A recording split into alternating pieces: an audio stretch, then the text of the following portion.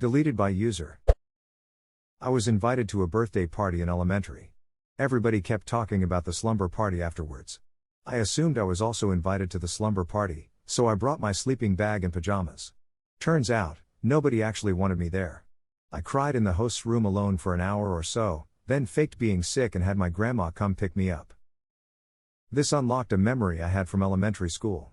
My mom said I was invited to someone's birthday party and I got super excited as we'd moved recently into a neighborhood with basically no kids.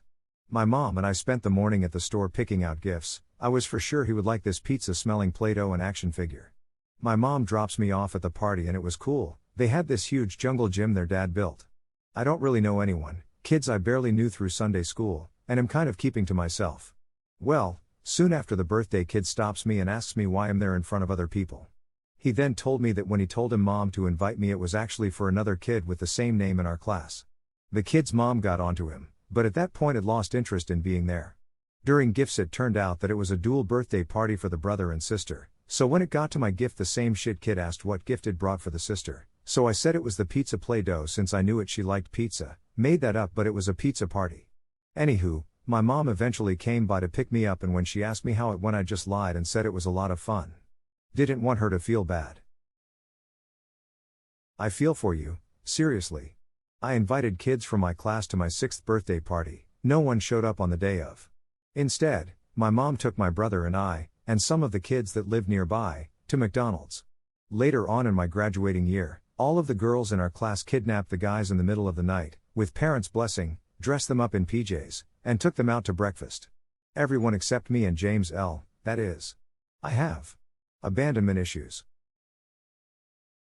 I know the feeling. I don't remember anyone not showing up to birthday parties when I was younger, but when I tried to throw a birthday party for myself in college, no one showed up. I remember no one showing up for my older brother's 10th birthday and my 5-year self made a promise to never have a birthday party. And I never have, but I have learned to make my birthday amazing, sleep in, nice lunch, spend some time at Home Depot, do a little vintage shopping but damn. I'll never forget the look on my brother's face that day. Friends decided to set up a mock game of Survivor, based on the reality show. Which turned out to be an excuse to vote out the friend nobody likes first. Guess who was the friend nobody liked? Bro. My parents sent me to spend the night with my friend. When I got home the next day my mom told me my dad moved out and they were getting a divorce. I didn't see my dad for 3 years. My friend had a poster of the live-action Cat in the Hat in her room and the thing scared me so bad at night that I couldn't fall asleep and I just sat there on the floor the whole night. I'll get you, and I'll make it look like a bloody accident. Freaky ass cat, 2003. You're not just wrong, you're stupid, also freaky ass cat, 2003. Girl sleepover when I was in elementary for a friend's birthday. Had a great time laughing and telling scary stories before bed. Woke up the next morning with a fever and terrible nausea. Went home and I was only getting worse. I had a huge spot on my leg in between my ankle and knee, right in the middle. It was hot, puffy, and red. Went to the hospital and it turns out I was suffering from a really bad staph infection. The night before, we were playing on the stairs when I slipped and scraped my leg. The doctor initially thought I was bitten by a spider. The infection was spreading fast and was eating away at my flesh. I had a tunnel up to my kneecap that had to be packed with fresh gauze every day. Almost lost my leg. I got a staph infection once. Not this bad though. I was at a convention for a few days and on the last day I got a horrible blister on my foot that popped. I didn't even think and took a cool bath in my hotel room to soothe it. I got a staph infection from a hotel bathtub. My whole foot was red and swollen, it hurt like a bitch. In a carpool from soccer practice with a teammate classmate with whom I shared a lot of mutual friends, her mom casually mentioned her upcoming birthday party. The girl angrily shouted at her mom, and in front of other girls in the car, "Thanks for bringing it up, Mom, now I have to invite me. I'm young, so when I got the invite, my mom makes me go."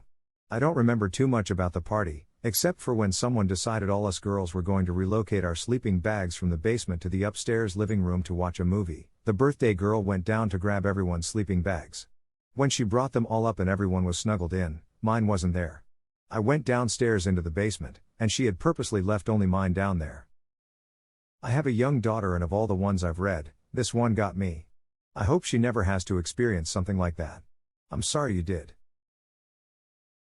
I have a 7-year-old daughter and I am very worried about her social life. She is the sweetest, most naive kid and she's starting to be the age where other kids realize they can take advantage of that. And the friend drama is already starting at school. As someone who did not have a good time socially from 3rd grade through college, I'm concerned. Friend's mother and her boyfriend were arguing in the kitchen after we went to bed. He started talking about how he would kill the kids if I have to. I was about 7 or 8 I guess, so it didn't really sink in that much at the time, but my friend wasn't really in a great mood for the rest of the time I was there. Ooh, when my depressed mother had one of her episodes she could lash out and scream she should kill us, herself and me and my siblings, and for some weird reason I can't recall being scared or embarrassed or so. I was just hella annoyed when that happened. My mother had a really loud organ and almost the whole village could hear her. I was mostly outside when that happened. Oof. I'm 42 now and just realize it's a memory I don't like. Went to a girl's sleepover where there were 3 of us. The girl's dad put an audio recorder under the teddies on top of her cupboard when he came in to hand them out. Would have been about 8 years old? We were talking about crushes at school and such. Next day he played the recording out loud to wake us up, laughing and listening closely to what we were talking about, in front of us. They moved away eventually. 14 years later the girl messages me and asks if I remember anything weird happening at that sleepover. I told her what I remembered and it turned out she was being sexually abused by him. Not me but my sister. She was a sleepwalker. She was about 7. Slept over at a friend's house, sleepwalked, woke up in an enclosed space. Panicked. Pushed her arm straight out in front of her against what she thought was a wall in front of her. She had ended up behind a 7-foot-tall bureau that was placed diagonally in the corner of the dining room. She pushed it over. It was full of plates, glasses, fine china etc. It was 4 a.m. That's when you duck and jam back to bed and act completely surprised. Oh no. That thing fell over. Edit, damn guys. 2 silvers, and this is my most upvoted comment of all time. Thanks y'all. I'm pretty pale. I sat up during a sleepover with a bunch of girls and made one of them scream because she saw me in a mirror and thought I was a ghost. My uncle used to say I look like someone starved a virgin to death. And my aunt used to call me glasshole. Went to a friend's birthday party in 4th grade. About halfway through the night we decided to play hide and seek. Maybe 30 to 45 minutes later, all I know was it was a long-ass time, I come out of my hiding place to find them playing on the Wii in the living room. They'd forgotten about me and thought everyone was found so they moved on to the next thing without me. We were 13 I would guess. Normally I would always stay at my friend's place but this time we stayed at mine. My parents took us to the bar which was something people did at the time. Well my father decided to get blackout drunk and us 2 13-year-olds were stuck in a bar from 8 p.m. until 1 a.m. It was getting pretty uncomfortable between the parents and even some of the other people in the bar, cause well kinda shyouty to have a couple of 13-year-olds in a bar on a Friday night at 1 a.m. So when my father got up to use the bathroom my mom grabbed us and we ran out to the van. He came out screaming through a beer and was banging on the van screaming all sorts of obscenities. Well we get home, get some dinner finally and my mom goes to bed. My friend and I decide to watch Who Framed Roger Rabbit in the living room which I never got to use, but hey dad is gone. Well an hour later he shows up. And he just sits on the couch and smokes pot until falling asleep an hour later. So we sneak off to my room and my friend's parents picked us up to stay at his place and that was the last time I ever had a friend over. Condolences. When I slept at a friend's I went for a shit and blocked the toilet. His poor dad had to put on some rubber gloves and break up my monster turd. I felt so ashamed about it. Edit, so many replies sorry I couldn't reply to you I was sleeping. A friend of mine had a monster shit during a sleepover. It backed up the entire drain field, with shit water coming through the sinks and the washing machine. We spent part of the night bailing water out of the bathroom window. The next morning, we woke up to the sounds of a backhoe and my dad shouting. It turned out that my buddy's shit was the one that finished off the drain field. The whole backyard was dug up, all new drain field put in. From that point until my dad passed a couple years ago, every time he saw my friend the first thing he'd say was you better not have to shit.